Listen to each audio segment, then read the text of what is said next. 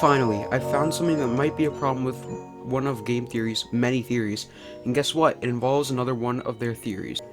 For years, game theory has dominated in making theories about popular video games, but one of the video games really sticks out in popularity. And as you have already probably guessed, that game is Five Nights at Freddy's by Scott Cawthon. For almost a decade, game theory has been posting videos about this game, and some of them were proven to be mostly right by Scott Cawthon, like the theory about Five Nights at Freddy's 2 being before Five Nights at Freddy's 1. That one was pretty simple, but another popular theory was about Purple Guy also being the phone guy. Game Theory released a video about 11 months ago called Game Theory FNaF The Ultimate Timeline. In this video, MatPat basically just unveils the entire timeline of the lore, exactly what it sounds like. He says the story as he thinks it is, and it all seems really accurate, as a lot of planning and research was in the timeline. At the time, the Five Nights at Freddy's movie was not out, but after it came out, MatPat released a video called Help Me Solve the Impossible.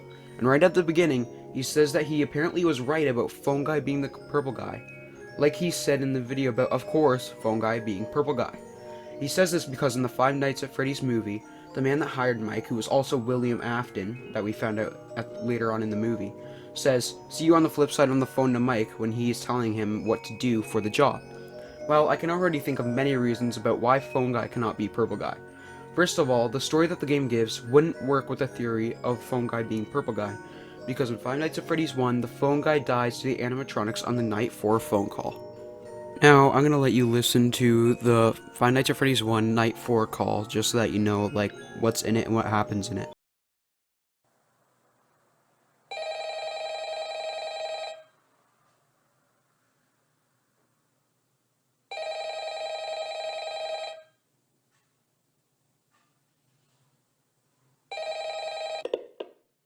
Oh, hello. Hey, wow, day 4. I knew you could do it. Hey, listen, I may not be around to send you a message tomorrow. It's been a bad night here for me. I'm kind of glad that I recorded my messages for you when I did. Hey, do me a favor. Maybe sometime you could check inside those suits in the back room. I'm going to try to hold out until someone checks. Maybe it won't be so bad. Yeah, I always wondered what was in all those empty heads back there. You know. Oh no. I think that in the clip I just showed, it's pretty clear that the phone guy dies. The Night 5 phone call also gives us an idea of what happens.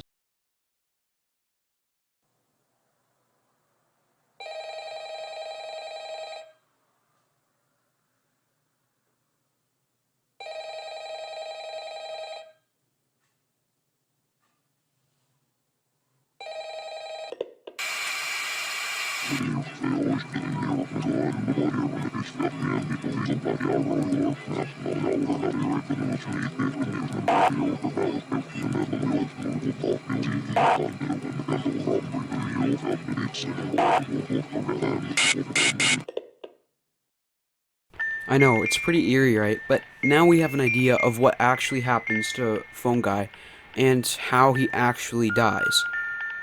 In Five Nights at Freddy's 3, we get cutscenes of Purple Guy destroying all the animatronics one by one after every night. On the last cutscene, it shows the ghost attacking him, and he hides inside the very old and unstable Spring Bonnie suit, where the spring locks fail and he gets crushed.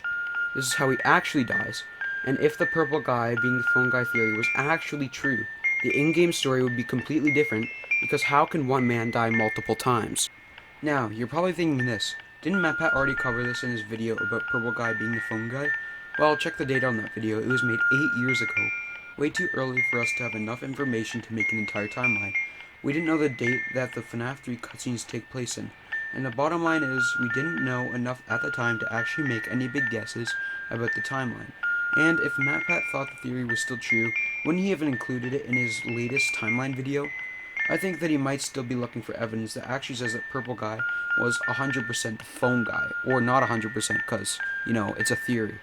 Well, MatPat also says that if Purple Guy is also the phone guy, he says exactly what he did, which is try and hold out until someone checks. But in the death scene shown in the game, every night Purple Guy breaks in and destroys one of the animatronics, and on the night he is done destroying them, he gets attacked by ghosts.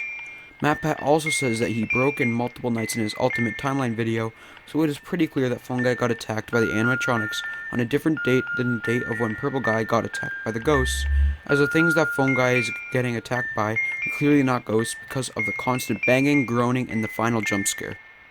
It's not like the Purple Guy could have faked his death either, because how could he? It is said by Game Theory that the animatronics were trying to kill anyone with the Afton name, and how could he get them to help fake his death?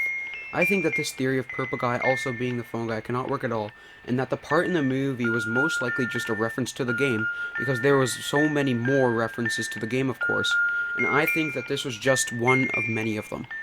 There's many other theories about the game that could fill this in, and I believe that the Phone Guy for the first two Five Nights at Freddy's games weren't wanted by Scott Cawthon to be a big part of the lore, and I think that they were just there to be a tutorial for people new to the game, as they always tell you what to do and just how to do things all over the office in the first three games.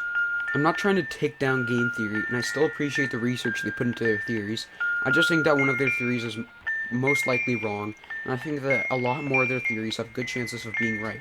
Their channel and video links will be down in the description below. Thank you for watching.